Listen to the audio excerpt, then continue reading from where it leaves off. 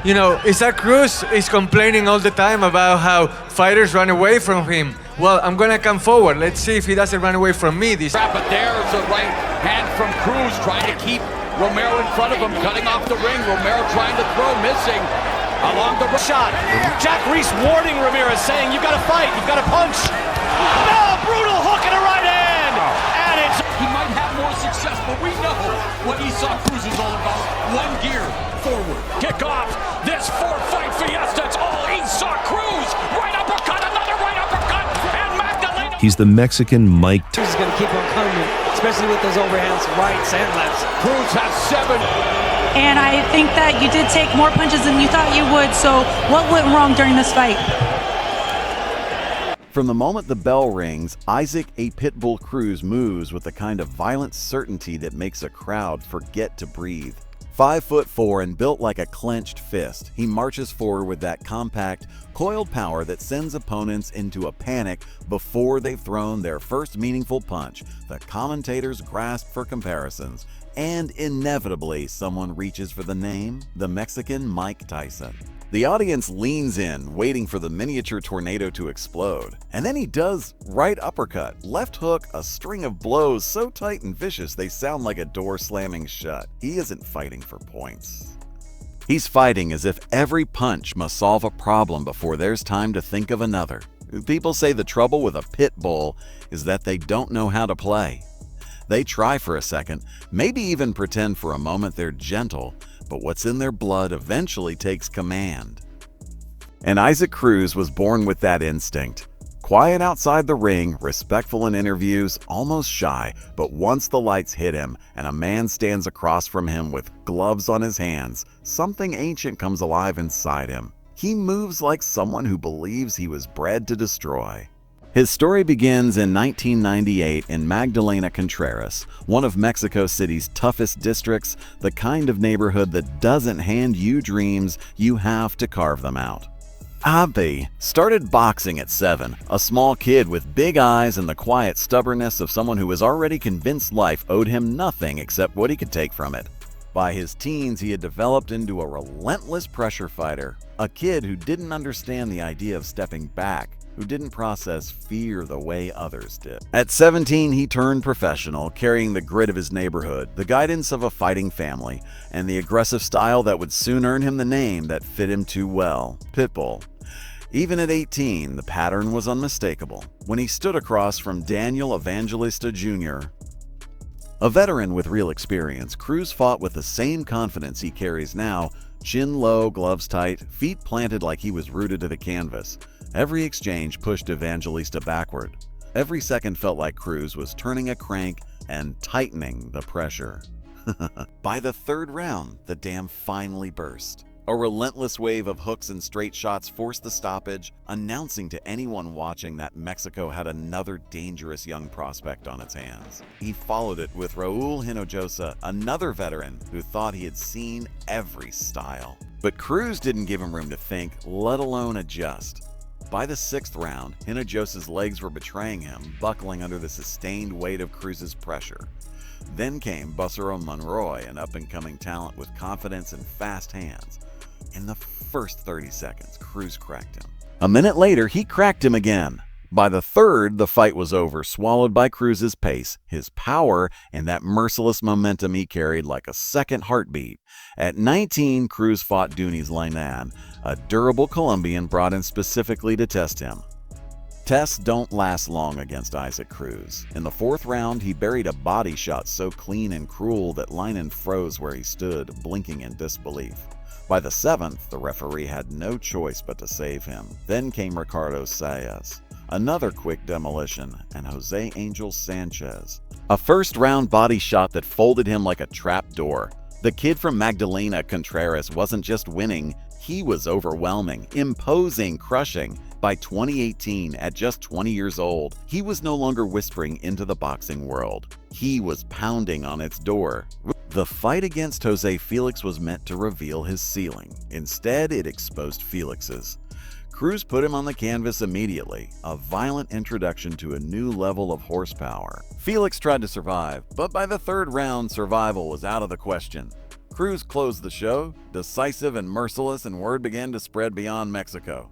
PBC moved quickly. They saw what everyone else saw: raw violence wrapped in discipline, a style built for television, and an engine that didn't know how to slow down. They signed him and placed him on ShoBox against Thomas Matisse, a slick, tall American boxer meant to test Cruz's ability to fight a different kind of opponent. The U.S. crowd didn't know him yet. They didn't know what was coming. Cruz introduced himself the best way he knows how, by punching straight through whatever game plan the other man thought he had. He slipped under Matisse's jab and ripped compact combinations to the head and body, shots that sounded heavy even on television. As the rounds passed, Matisse kept trying to hold and reset, but Cruz wouldn't allow it. In the 7th, a short left hook staggered Matisse, leaving his legs wobbling like he had stepped onto the wrong floor. From that moment, Cruz poured on the pressure and never let up. After 10 grueling rounds, the judges awarded him a majority decision. More importantly, he had announced himself to the American boxing scene. But if that was the introduction, Diego Magdaleno was the announcement. Magdaleno, tough, experienced, once a world title challenger, was the kind of fighter who ruins prospects and exposes hype. Cruz didn't hesitate. On the first major stage of his career, he tore through Magdaleno like a man determined to accelerate his destiny. A knockdown, an uppercut, another uppercut, and then the violent finish. Magdaleno collapsed and Cruz roared into the consciousness of the lightweight division. Everyone watching understood the message. A new force had arrived. Next came Francisco El Bandido Vargas, the rugged former champion known for bleeding but never breaking, a warrior made from bone and stubbornness. But Cruz treated him not like a legend, but like another body in his way. He slipped inside, ripped hooks to the ribs, bombed with overhand rights, and beat Vargas to every angle. By the late rounds, Vargas was fighting on hard alone as Cruz hammered him relentlessly. 10 rounds later, Cruz took a wide decision and walked away with something far more valuable: confirmation that he could hang with world-class fighters. And then came the night that changed everything: the sudden world title shot against Gervonta, a Tank Davis. Originally, the fight wasn't meant for Cruz, but when Rolando Romero was pulled from the card, Cruz stepped in on short notice and stepped directly into the most dangerous opportunity of his young life. Tank was undefeated, a knockout artist riding a 6-year streak of destruction. Experts predicted Cruz would fold. Fans expected a slaughter. They didn't know Cruz. From the opening bell, he attacked Tank with no regard for reputation or mystique. He slipped Davis's shots, forced him backward, and planted heavy hooks into his ribs. The crowd roared every time Cruz dug in a punch that made Tank rethink his counters. Davis adjusted in the middle rounds using lateral movement and sharp counters, but Cruz refused to be discouraged. He kept marching forward, kept ripping to the body, kept daring Tank to fire. In the final rounds, Cruz pressed even harder, hunting the champion around the ring as the arena chanted his name. When the bell ended the 12th round, Tank had his hand raised. But Cruz had something else: respect. A star had been born in defeat. With momentum building, Cruz smashed through Yuriorkis Gamboa next, a former world champion whose veteran craft couldn't save him from the onslaught. Cruz hurt him early, hurt him often, and dropped him repeatedly. By the 5th round, Gamboa was barely upright, wobbling through punishment until a final knockdown ended the beating. It was brutal, it was decisive, and it marked another exclamation point on Cruz's rise. Eduardo Ramirez tried next, another tough contender hoping to steal Cruz's momentum.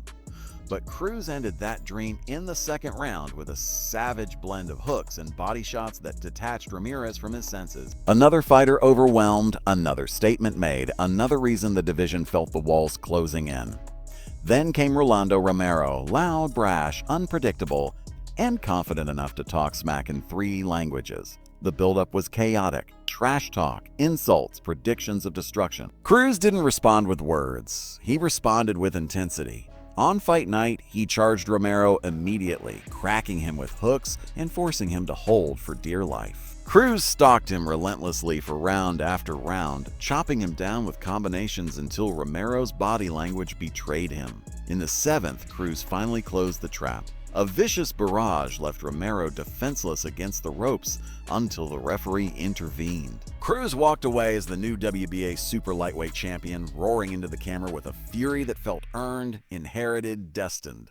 They said superstardom would change him, but some fighters never change. Cruz remains Cruz. A pit bull is a pit bull. And in his first fight as champion, he entered an all-Mexican brawl with Angel Fierro, a matchup built for chaos. It did not disappoint. The first round was a storm. The second was louder. In the third, Fierro cracked Cruz clean, visibly hurting him, momentarily shaking the monster. The crowd leapt to its feet as Cruz bit down, answered back with hooks, and walked through the fire with the stubbornness that defines him. For 10 rounds, they traded savage combinations, 1,000 punches thrown between them, each man refusing to yield. It was a fight that tested will, soul, and stamina. When it ended, Cruz took the decision, but both fighters walked away warriors, drenched in respect. A rematch felt inevitable, but boxing is never a straight path. Fierro withdrew days before their second fight, leaving Cruz to face late replacement Omar Salcedo. For Salcedo, it was the chance of a lifetime. For Cruz, it was simply another man trying to stand in front of a storm. From the opening seconds, Cruz's intentions were unmistakable. He marched forward behind that tight guard, ripping shots to the body, cracking hooks upstairs, cutting the ring, and drowning Salcedo in pressure. Salcedo showed heart, but heart doesn't stop Cruz, not for long. Round by round, the champion closed the distance, picked his shots, and poured on the power, reminding everyone that no matter the name across from him, the result tends to look the same: pressure, punishment, inevitability. And that is the story of the Mexican Mike Tyson, the pit bull from Magdalena Contreras, the compact wrecking machine with fists that sound like thunder and a style carved from the roots of Mexican boxing tradition. He was shaped by hardship, sharpened by violence, and strengthened by the knowledge that greatness isn't inherited. It's earned in every forward step, every brutal exchange, every round where the body screams to stop, but the heart refuses. Isaac a Pitbull Cruz became a champion the hard way. And he fights like he remembers every moment of that journey.